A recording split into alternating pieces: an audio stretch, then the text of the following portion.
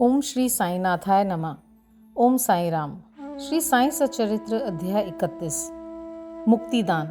सन्यासी विजयानंद, बालाराम मानकर, नूलकर, मेघा और बाबा के सम्मुख बाघ की मुक्ति। इस अध्याय में हेमादपंत बाबा के सामने कुछ भक्तों की मृत्यु तथा बाघ के प्राण त्याग की कथा का वर्णन करते हैं। प्रारंभ। मृत्यु के समय जो अंतिम इच्छा या भावना होती है वही भवितव्यता का निर्माण करती है। श्री कृष्ण ने गीता अध्याय 8 में कहा है कि जो अपने जीवन के अंतिम क्षण में मुझे स्मरण करता है वो मुझे ही प्राप्त होता है तथा उस समय वह जो कुछ भी दृश्य देखता है उसी को अंत में पाता है। यह कोई निश्चयात्मक रूप से नहीं कह सकता कि उस क्षण हम केवल उत्तम विचार ही कर सकेंगे। जहाँ तक अनुभव में आया है ऐसा प्रतीत होता है कि उस समय अनेक कारणों से भयभीत होने की संभावना अधिक होती है। इसके अनेक कारण हैं, इसलिए मन को इच्छानुसार किसी उत्तम विचार के चिंतन में ही लगाने के लिए नित्य अभ्यास अत्यंत आवश्यक है। इस कारण सभी संतों ने हरि स्मरण और जप को ही श्रेष्ठ बताया है ताकि मृत्यु के समय हम किसी घरेलू उलझन में न पड़ जाएं। अतः ऐसे अवसर पर भक्तगण पूर्णतः संतों के शरणागत हो जाते हैं ताकि संत जो कि सर्वज्ञ हैं उचित पथ प्रदर्शन कर हमारी यथेष्ट सहायता करें। इसी प्रकार के कुछ उदाहरण नीचे दिए जाते हैं। विजयानंद। एक मद्रासी सन्यासी विजयानंद मानसरोवर की यात्रा करने निकले। मार्ग में बाबा की कीर्ति सुनकर शिरडी आए, जहां उनकी भेंट हरिद्वार के सोमदेव जी स्वामी से हुई और इनसे उन्होंने मानसरोवर की यात्रा के संबंध में कुछ पूछताछ की। स्वामी जी ने उन्हें बताया कि गंगोत्री से मानसरोवर 500 मील उत्तर की ओर है तथा मार्ग में जो कष्ट होते हैं उनका भी उल्लेख किया, जैसे बर्फ की अधिकता, 50 कोस तक भाषा में भिन्नता तथा भूटान वासियों के संशयी स्वभाव जो यात्रियों को अधिक कष्ट पहुंचाया करते हैं। यह सब सुनकर सन्यासी का चित्त उदास हो गया और उसे यात्रा करने का विचार त्याग कर मस्जिद में जाकर बाबा के श्री चरणों का स्पर्श किया। बाबा क्रोधित होकर कहने लगे, इस निकम्मे सन्यासी को निकालो यहाँ से, इसका संग करना व्यर्थ है। सन्यासी बाबा के स्वभाव से पूर्ण अपरिचित था। उसे बड़ी निराशा हुई, परंतु वहां जो कुछ भी गतिविधियां चल रही थी उन्हें वह बैठे बैठे ही देखता रहा। प्रातःकाल का दरबार लोगों से ठसाठस भरा हुआ था और बाबा को यथाविधि अभिषेक कराया जा रहा था। कोई पाद प्रक्षालन कर रहा था तो कोई चरणों को छूकर तथा कोई तीर्थ स्पर्श से अपने नेत्र सफल कर रहा था। कुछ लोग उन्हें चंदन का लेप लगा रहे थे तो कोई उनके शरीर में इत्र ही मल रहा था। जाति पाति का भेदभाव बुलाकर सब भक्त यह कार्य कर रहे थे। यद्यपि बाबा उस पर क्रोधित हो गए थे तो भी सन्यासी के मन में उनके प्रति बड़ा प्रेम उत्पन्न हो गया था। उसे यह स्थान छोड़ने की इच्छा ही न होती थी। 2 दिन के पश्चात ही मद्रास से पत्र आया कि उसकी माँ की स्थिति अत्यंत चिंताजनक है, जिसे पढ़ के उसे बड़ी निराशा हुई और वह अपनी माँ के दर्शन की इच्छा करने लगा। परंतु बाबा की आज्ञा के बिना वह शिरडी से जा ही कैसे सकता था, इसलिए वह हाथ में पत्र लेकर उनके समीप गया और उनसे घर लौटने की अनुमति मांगी। त्रिकालदर्शी बाबा को तो सबका भविष्य विदित ही था। उन्होंने कहा कि जब तुम्हें अपनी माँ से इतना मोह था तो फिर संन्यास धारण करने का कष्ट ही क्यों उठाया। ममता या मोह भगवा वस्त्रधारियों को क्या शोभा देता है। जाओ चुपचाप अपने स्थान पर रहकर कुछ दिन शांतिपूर्वक बिताओ, परंतु सावधान, वाड़े में चोर अधिक हैं, इसलिए द्वार बंद कर सावधानी से रहना, नहीं तो चोर सब कुछ चुरा के ले जाएंगे। लक्ष्मी यानी संपत्ति चंचला है और यह शरीर भी नाशवान है। ऐसा ही समझकर ये लौकिक व पारलौकिक समस्त पदार्थों का मोह त्याग कर अपना कर्तव्य करो। जो इस प्रकार का आचरण कर श्री हरि के शरणागत हो जाता है उसका सब कष्टों से शीघ्र छुटकारा हो उसे परमानंद की प्राप्ति हो जाती है। जो परमानंद का ध्यान व चिंतन प्रेम और भक्ति पूर्वक करता है, परमात्मा भी उसकी अविलंब सहायता करते हैं। पूर्व जन्मों के शुभ संस्कारों के फलस्वरूप ही तुम यहाँ पहुँचे हो और अब जो मैं कुछ कहता हूँ उसे ध्यान पूर्वक सुनो और अपने जीवन के अंतिम ध्येय पर विचार करो। इच्छा रहित होकर कल से भागवत का 3 सप्ताह तक पठन पाठन प्रारंभ करो। तब भगवान प्रसन्न होंगे और तुम्हारे सब दुख दूर कर देंगे। माया का आवरण दूर होकर तुम्हें शांति प्राप्त होगी। बाबा ने उसका अंतकाल समीप देखकर उसे उपचार बता दिए और साथ ही राम विजय पढ़ने की भी आज्ञा दी, जिससे यमराज अधिक प्रसन्न होते हैं। दूसरे दिन स्नान आदि तथा अन्य शुद्धि के कृत्य कर उसने लेंडी बाग के एकांत स्थान में बैठकर भागवत का पाठ आरंभ कर दिया। दूसरी बार का पठन समाप्त होने पर वो बहुत थक गया और वाड़े में आकर 2 दिन ठहरा। तीसरे दिन बड़े बाबा की गोद में उसके प्राण पखेरु उड़ गए। बाबा ने दर्शनों के निमित्त 1 दिन के लिए उसका शरीर संभाल के रखने के लिए कहा तत्पश्चात पुलिस आई और यथोचित जांच पड़ताल करने के उपरांत मृत शरीर को उठाने की आज्ञा दे दी गई। धार्मिक कृत्यों के साथ उसकी उपयुक्त स्थान पर समाधि बना दी गई। बाबा ने इस प्रकार सन्यासी की सहायता कर उसे सद्गति प्रदान की। बालाराम मानकर। बालाराम मानकर नामक एक गृहस्थ बाबा के परम भक्त थे। जब उनकी पत्नी का देहांत हो गया तो वे बड़े निराश हो गए और सब घर बार अपने लड़के को सौंप वे शिरडी में आकर बाबा के पास रहने लगे। उनकी भक्ति देखकर बाबा उनके जीवन की गति परिवर्तित कर देना चाहते थे, इसलिए उन्होंने उन्हें 12 रुपए देकर मच्छिंद्रगढ़ जिला सातार में जाकर रहने को कहा। मानकर की इच्छा उनका सानिध्य छोड़कर अन्यत्र कहीं भी जाने की न थी, परंतु बाबा ने उन्हें समझाया कि तुम्हारे कल्याणार्थ ही मैं तुम्हें उत्तम उपाय बतला रहा हूँ, इसलिए वहां जाकर दिन में 3 बार प्रभु का ध्यान करो। बाबा के शब्दों में विश्वास करो मच्छिंद्रगढ़ चला गया और वहां के मनोहर दृश्यों, शीतल जल तथा उत्तम पवन और समीपस्थ दृश्यों को देखकर उसके चित्त को बड़ी प्रसन्नता हुई। बाबा द्वारा बतलाई गई विधि से उसने प्रभु का ध्यान करना प्रारंभ कर दिया और कुछ दिनों के पश्चात ही उसे दर्शन प्राप्त हो गए।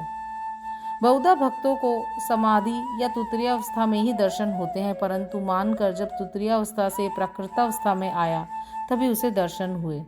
दर्शन होने के पश्चात मानकर ने बाबा से अपने को वहां भेजने का कारण पूछा।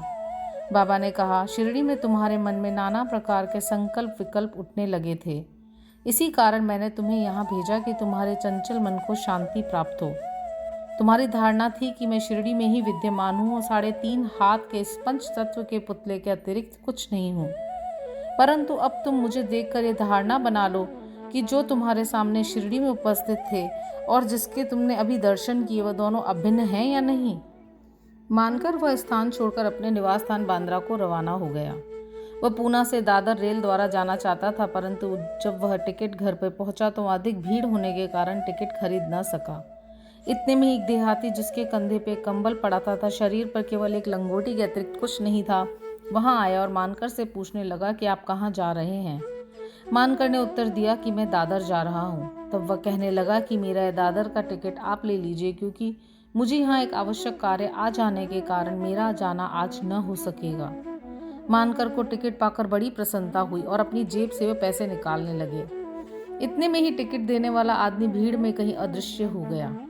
मानकर ने भीड़ में पर्याप्त छानबीन की, परंतु सब व्यर्थ ही रहा। जब तक गाड़ी नहीं छूटी मानकर उसके लौटने की प्रतीक्षा करता रहा, परंतु वो अंत तक न आया। इस प्रकार मानकर को इस विचित्र रूप में द्वितीय बार दर्शन हुए। कुछ दिन अपने घर ठहर कर मानकर फिर शिरडी लौट आया और श्री चरणों में ही अपने दिन व्यतीत करने लगा। अब वह सदैव बाबा के वचनों और आज्ञा का पालन करने लगा। अंततः उस भाग्यशाली ने बाबा के समक्ष ही उनका आशीर्वाद प्राप्त कर अपने प्राण त्यागे। तात्या साहेब नूलकर। हेमत पंडित ने तात्या साहब नूलकर के संबंध में कोई विवरण नहीं लिखा है, केवल इतना ही लिखा है कि उनका देहांत शिरडी में हुआ था। साईं लीला पत्रिका में संक्षिप्त विवरण प्रकाशित हुआ था, जो नीचे उद्धृत है। सन 1909 में जिस समय तात्या साहब पंढरपुर में उप न्यायाधीश थे, उसी समय नाना साहब चांदोरकर भी वहां के मामलतदार थे। ये दोनों आपस में बहुधा मिला करते और प्रेम पूर्वक वार्तालाप किया करते थे। तात्या साहेब संतों में अविश्वास करते थे, जबकि नाना साहेब की संतों के प्रति विशेष श्रद्धा थी। नाना साहेब ने उन्हें साईं बाबा की लीलाएं सुनाई और एक बार शिरडी जाकर बाबा का दर्शन लाभ उठाने का आग्रह भी किया। वे 2 शर्तों पर चलने को तैयार हुए। उन्हें ब्राह्मण रसोइया मिलना चाहिए और भेंट के लिए नागपुर से उत्तम संतरे आने चाहिए। शीघ्र ही ये दोनों शर्तें पूर्ण हो गई। नाना साहेब के पास एक ब्राह्मण नौकरी के लिए आया, जिसे उन्होंने तात्या साहेब के पास भिजवा दिया, और एक संतरे का पार्सल भी आया, जिस पर भेजने वाले का कोई पता न लिखा था। उनकी दोनों शर्तें पूरी हो गई थी, इसलिए अब उन्हें शिरडी जाना ही पड़ा। पहले तो बाबा उन पर क्रोधित हुए, परंतु जब धीरे धीरे तात्या साहेब को विश्वास हो गया कि वे सचमुच ही ईश्वर अवतार हैं, तो वे बाबा से प्रभावित हो गए और फिर जीवन पर्यंत वहीं रहे। जब उनका अंतकाल समीप आया तो उन्हें पवित्र धार्मिक पाठ सुनाया गया और अंतिम क्षणों में उन्हें बाबा का पद तीर्थ भी दिया गया। उनकी मृत्यु का समाचार सुन के बाबा बोल उठे, अरे तात्या तो आगे चला गया, अब उसका पुनः जन्म नहीं होगा। मेघा। 28वें अध्याय में मेघा की कथा का वर्णन किया जा चुका है। जब मेघा का देहांत हुआ तो सब ग्रामवासी उनके अर्थी के साथ चले और बाबा भी उनके साथ सम्मिलित था। उन्होंने उसके मृत शरीर पर फूल बरसाए। दाह संस्कार होने के पश्चात बाबा की आंखों से आंसू गिरने लगे। एक साधारण मनुष्य के समान उनका भी हृदय दुख से विदीर्ण हो गया। उनके शरीर को फूलों से ढककर एक निकट संबंधी के सदृश्य रोते पीटते हुए मस्जिद को लौटे। सदगति प्रदान करते हुए अनेक संत देखने में आए हैं, परंतु बाबा की महानता अद्वितीय ही है। यहाँ तक कि एक बाघ सरीखा हिंसक पशु भी अपनी रक्षा के लिए बाबा की शरण में आया, जिसका वृत्तांत नीचे लिखा है। बाघ की मुक्ति। बाबा के समाधिस्थ होने के 7 दिन पूर्व शिरडी में एक विचित्र घटना घटी। मस्जिद के सामने एक बैलगाड़ी आकर रुकी, जिस पर एक बाघ जंजीरों से बंधा हुआ था। उसका भयानक मुख गाड़ी के पीछे की ओर था। वह किसी अज्ञात पीड़ा या दर्द से दुखी था। उसके पालक 3 दरवेश थे, जो एक गांव से दूसरे गांव में जाकर उसके नित्य प्रदर्शन करते और इस प्रकार यथेष्ट द्रव्य संचय करते थे, और यही उनके जीविकोपार्जन का एक साधन था। उन्होंने उसकी चिकित्सा के सभी प्रयत्न किए, परंतु सब कुछ व्यर्थ हुआ। कहीं से बाबा की कीर्ति भी उनके कानों में पड़ गई और वे बाघ को लेकर साईं दरबार में आए। हाथों से जंजीरें पकड़कर उन्होंने बाघ को मस्जिद के दरवाजे पर खड़ा कर दिया। वह स्वभावतः ही भयानक था, पर रुग्ण होने के कारण वह बेचैन था। लोग भय और आश्चर्य के साथ उसकी ओर देखने लगे। दरवेश अंदर आए और बाबा को सब हाल बताकर उनकी आज्ञा लेकर वे बाघ को उनके सामने लाए। जैसे ही वह सीढ़ियों के समीप पहुंचा, वैसे ही बाबा के तेज पुंज स्वरूप का दर्शन कर वह एक बार पीछे हट गया और अपनी गर्दन नीचे झुका दी। जब दोनों की दृष्टि आपस में एक हुई तो बाघ सीढ़ी पे चढ़ गया और प्रेमपूर्ण दृष्टि से बाबा की ओर निहारने लगा। उसने अपनी पूंछ हिलाकर 3 बार जमीन पे पटकी और तत्क्षण ही अपने प्राण त्याग दिए। उसे मृत देखकर दरवेशी बड़े निराश और दुखी हुए। तत्पश्चात जब उन्हें बोध हुआ तो उन्होंने सोचा कि प्राणी रोगग्रस्त ही था और उसकी मृत्यु भी सन्निकट ही थी। चलो, उसके लिए अच्छा ही हुआ कि बाबा सरीखे महान संत के चरणों में उसे सद्गति प्राप्त हुई। वह दरवेशियों का ऋणी था और जब वह ऋण चुक गया तो वह स्वतंत्र हो गया और जीवन के अंत में उसे साईं चरणों में सद्गति प्राप्त हुई। जब कोई प्राणी संतों के चरणों पर अपना मस्तक रखकर प्राण त्याग दे तो उसकी मुक्ति हो जाती है।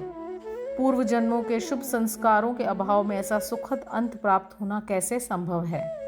श्री सद्गुरु साईनाथार्पणमस्तु। शुभम भवतु। ओम साई राम।